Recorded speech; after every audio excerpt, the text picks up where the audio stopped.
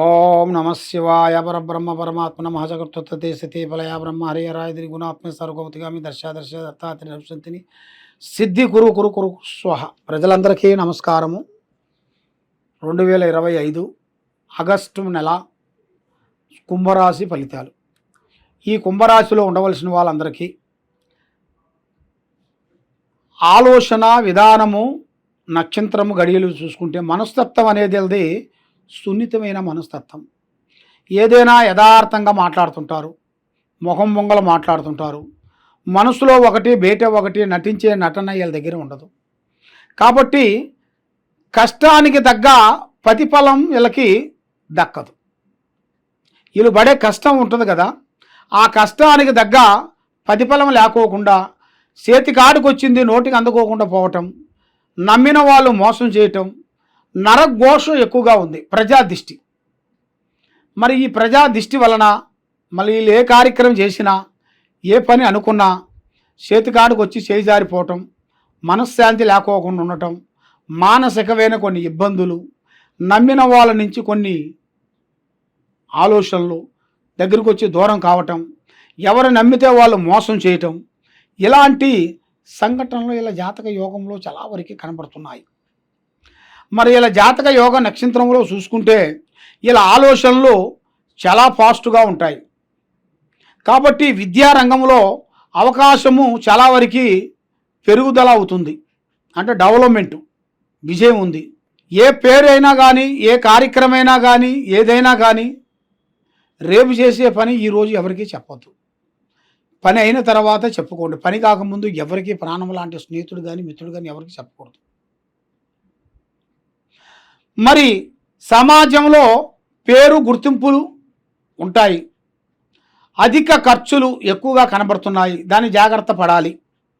August 15 నుంచి వ్యాపారస్తులకి, బిజినెస్దారులకి, real estate చేయాల్సిన వాళ్ళకి, మరి రాజకీయ నాయకులకి చాలా బాగుంటుంది.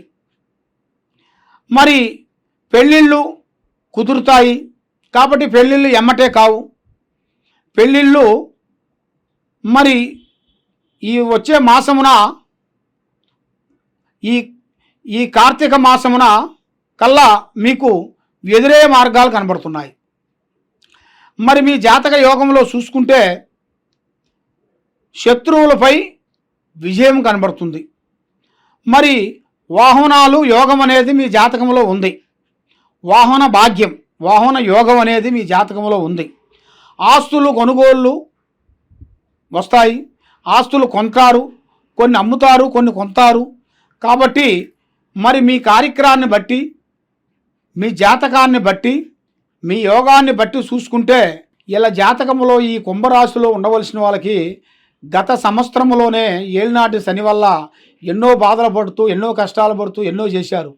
ఇప్పుడు ఇలా జాతకంలో పట్టిందల్లా బంగారం, చేసే పనులని అభివృద్ధి, ప్రజల్లో అభివృద్ధి, శత్రువులతో విజయము, ఇలాంటి ఇలా జాతక యోగంలో చాలా వరకు కనబడుతున్నాయి. మరి ఏ కార్యక్రమైనా కానీ, ఏ పనైనా కానీ తొందరపాటు అనేది ఎక్కువగా ఉండకూడదు.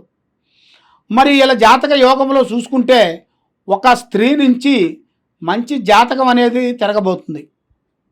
ఒక స్త్రీ నుంచి అదృష్ట యోగం, ధనప్రాప్తి యోగం, లక్ష్మీ యోగం, ఇలాంటి యోగం అనేది ఇలా జాతకంలో రాబోతున్నాయి.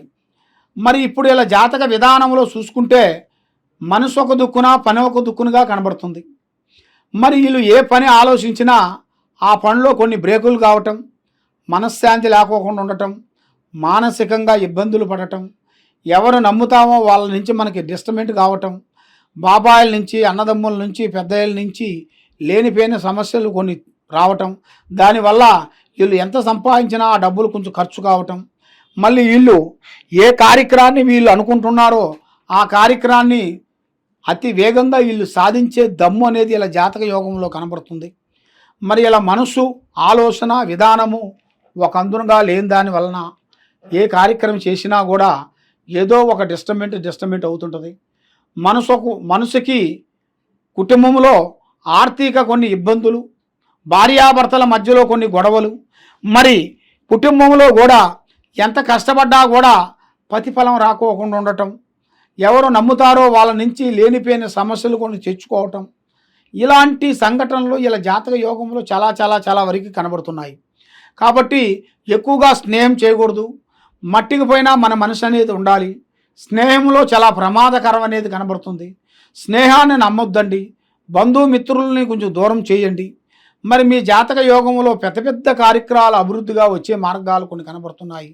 మరి గతంలో జరిగిన దాని కాకోకుండా ఇప్పుడు పెద్ద పెద్ద అవకాశాలు, పెద్ద పెద్ద పనులు అభివృద్ధిగా అయ్యే మార్గాలు కూడా అతి దగ్గరలోనే మీకు కొన్ని కనబడుతున్నాయి. మరి ఆ భగవంతుడు దయ వలన మంచి అదృష్టము, మంచి యోగము, మంచి ఫలితము వచ్చే యోగము కనబడుతుంది. ఈ కుంభరాశిలో ఉండవలసిన వాళ్ళకి పరిహారము అమ్మవారు ఆరాధన చేయాలి.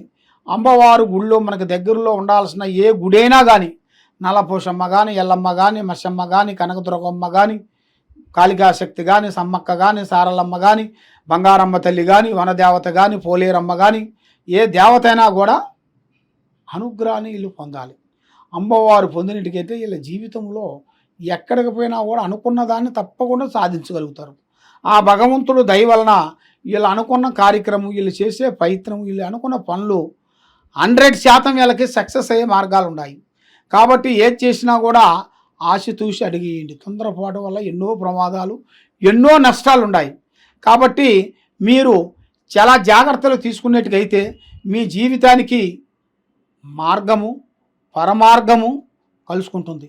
కాబట్టి ఎక్కడెక్కడో పోయి నిరాశ చెంది జ్యోతిష్యం చెప్పించుకొని బాధపడుతూ ఉన్నారా?